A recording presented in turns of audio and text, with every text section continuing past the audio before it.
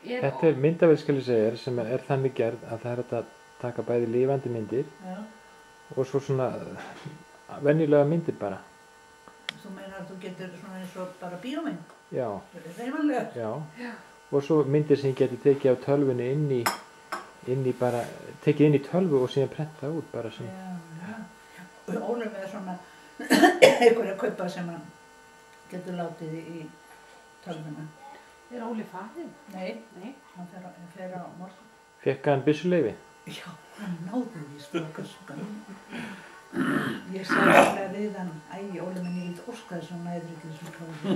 En það fannst mér hann ekkert lítið í bók. Nú sér hann. Þá ég bara að koma aftur og eyða öðrum 20.000 krónum. En hvað þarf að gefa byssuleyfi komur? Hann kemur svo ægilega oft hingað. Já, það var skipti. Já. En ég var alveg þess að skildi náður. En hann er búinn að vera hjá ykkur með strákunum þegar? Jú, hann er 10 dagar. Já. Við erum svolítið þreytt gamli jól. Já. En þeir eru yndislegir strákunum. Já. Hann stoppar ekki annað sem yngri. Þeir eru svo yndislegir. Hann stoppar ekki. Þessi litli sko. Og svo eru svo blíðir líka.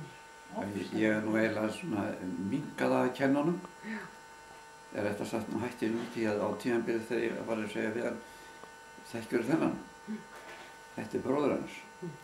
Og hann var fljótur að grípa þetta og sagði mér það sama bara. Því hann var alltaf til í að bóksa. Já.